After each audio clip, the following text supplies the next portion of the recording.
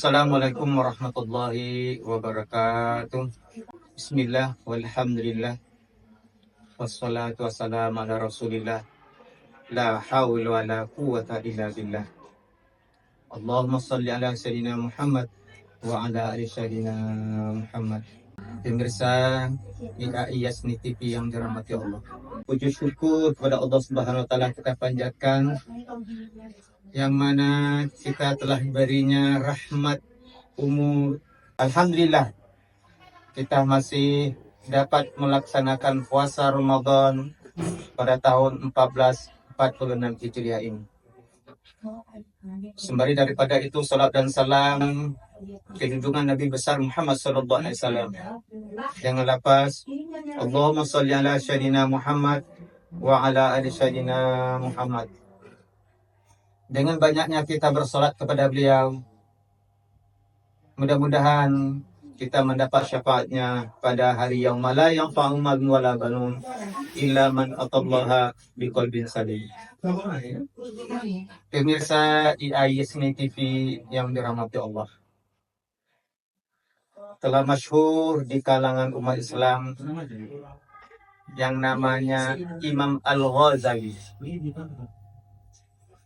Imam Al-Ghazali ini merupakan ulama besar dan banyak mempunyai murid. Dia juga seorang mujaddid.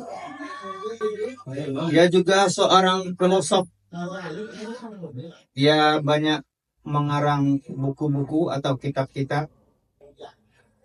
Kitab-kitabnya yang terkenal adalah Ihya Ulumuddin. Pemirsa IAI Yasni TV yang dirahmati Allah, pada suatu ketika Imam Al-Ghazali mengajar murid-muridnya, dan dia bertanya, "Wahai muridku, apakah yang paling besar di dunia ini?" Maka murid-muridnya menjawab, "Yang paling besar di dunia ini adalah matahari. Yang besar di dunia ini adalah planet." Banyak sekali jawaban-jawaban yang diberikan oleh para murid-muridnya. "Wahai murid-muridku, jawaban Anda itu benar, tetapi belum tepat. Yang besar di bumi ini adalah hawa nafsu. Hawa nafsu inilah yang paling besar di dunia ini." Berkenaan dengan puasa, puasa itu pada intinya adalah mengendalikan hawa nafsu. Dalam kitab Tanbihul Ghafilin dikisahkan bahwa ketika Allah Subhanahu wa Ta'ala menciptakan akal dan nafsu, sewaktu Allah menciptakan akal, maka Allah memanggil akal tersebut, "Wahai akal, siapa engkau dan siapa aku?" Maka akal menjawab, "Engkau adalah Allah dan aku adalah hamba-Mu." Kemudian juga Allah menciptakan nafsu. Setelah Allah menciptakan nafsu, Allah memanggil nafsu, "Wahai nafsu, siapa engkau dan siapa aku?" Maka nafsu menjawab, "Engkau ya engkau, aku ya aku." Begitulah jawaban nafsu itu, membangkang akan perintah Allah Subhanahu wa Ta'ala. Maka nafsu diazab di dalam api neraka selama 1000 tahun. Setelah selesai 1000 tahun, maka nafsu dipanggil oleh Allah Subhanahu wa Ta'ala, "Wahai nafsu, siapa engkau dan siapa aku?" Maka nafsu juga menjawab, "Engkau ya engkau, aku ya aku." Kemudian Allah mengazab lagi nafsu ini dengan kedinginan selama 100 tahun, 1000 tahun. Setelah selesai 1000 tahun, maka dipanggil lagi nafsu oleh Allah Subhanahu wa Ta'ala, Dan ditanya, wahai nafsu, siapa engkau dan siapa aku? Nafsu menjawab, engkau ya engkau, aku ya aku. Begitulah nafsu membangkang kepada Allah Subhanahu wa Ta'ala. Kemudian Allah mengazab nafsu ini dengan kelaparan, tidak diberi makan dan tidak diberi minum selama 1000 tahun. Setelah kemudian baru nafsu dipanggil lagi. Wahai nafsu, siapa engkau dan siapa aku? Barulah nafsu tersebut mengakui bahwa engkau adalah Allah dan aku adalah hamba-Mu. Pemirsa IAI Yasni TV yang dirahmati Allah. Dari kisah inspiratif ini kita ketahui bahwa berkenaan dengan puasa intinya adalah pengendalian hawa nafsu. Dan yang kedua, Imam Al-Ghazali bertanya kepada murid-muridnya, wahai murid-muridku, apakah yang lebih berat di dunia ini? Banyak di kalangan murid itu menjawab. Ada yang menjawab, besilah yang paling berat. Bermacam-macam jawaban. Maka Imam Ghazali mengukakan, yang paling berat di dunia ini adalah memegang amanah. Jabatan adalah amanah. Anak adalah amanah. Jadi yang di dunia ini yang paling berat itu adalah memegang amanah.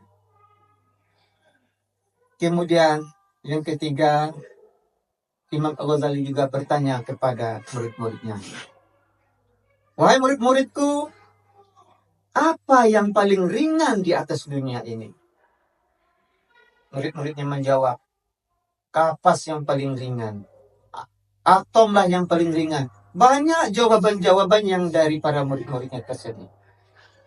Maka Imam Al-Ghazali mengemukakan, yang paling ringan di dunia ini adalah meninggalkan sholat.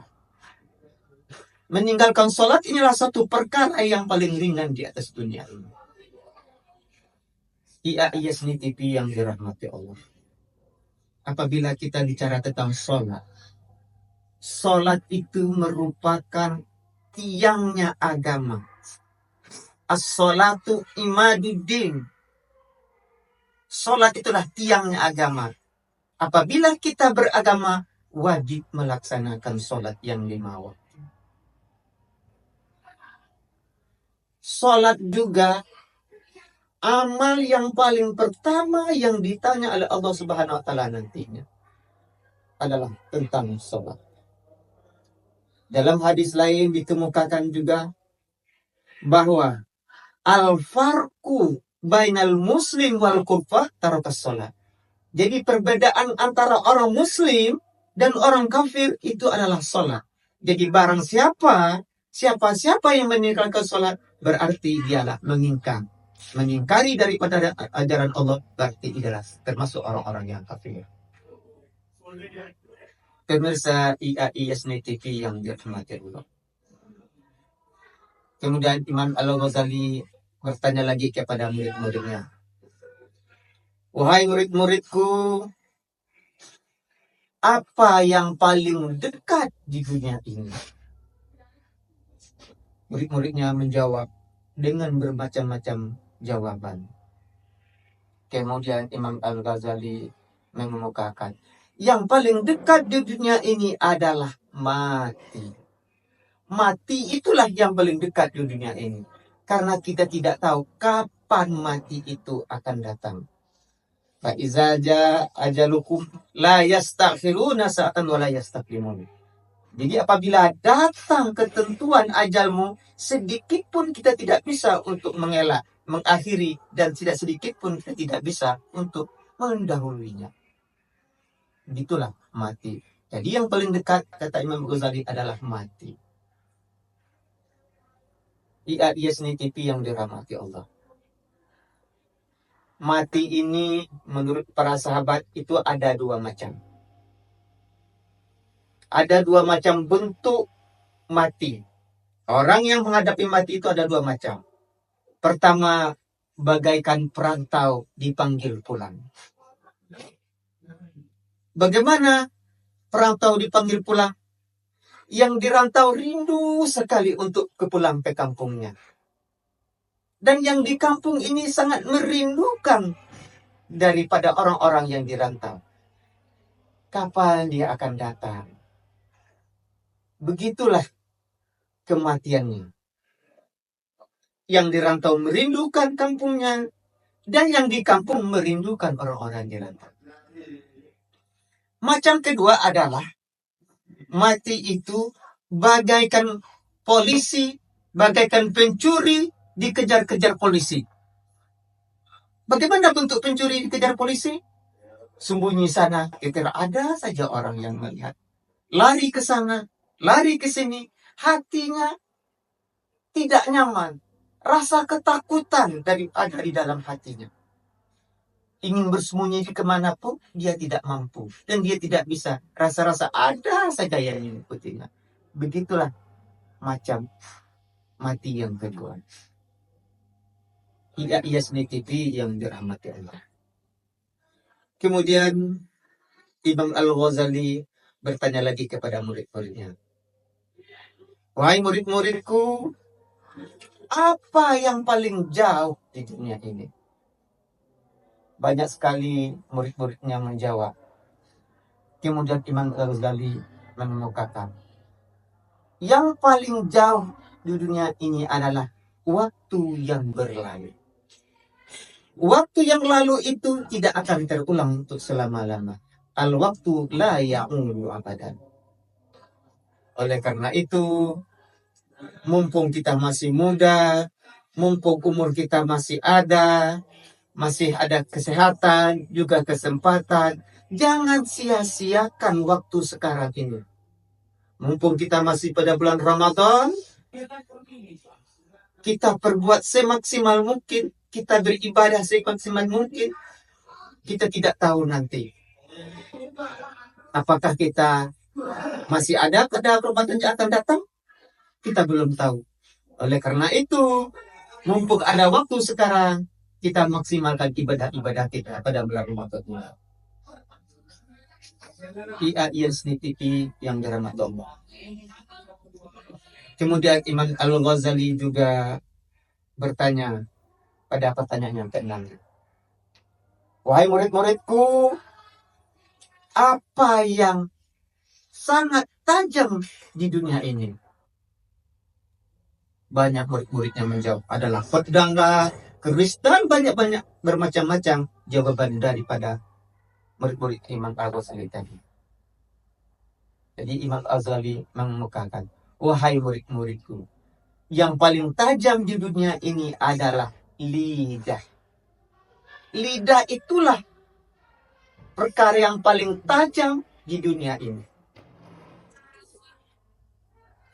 Kalau lidah telah meluka hati, susah obat untuk akan dicari. Tidak ada dokternya.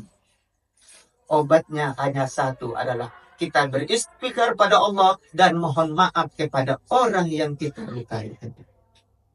Kalaulah lidah ini telah melukai seseorang, itu akan bermacam-macam permasalahan yang akan muncul. IAIS TV yang dirahmati Allah. Barangkali itu dulu yang dapat kita sampaikan untuk kali ini. Mudah-mudahan ada manfaatnya bagi kita bersama. Dan akhirnya mohon maaf kalau ada kesalahan dan kesilapan. Wallahu muwaffiq ila aqwamit thoriq. Assalamualaikum warahmatullahi wabarakatuh.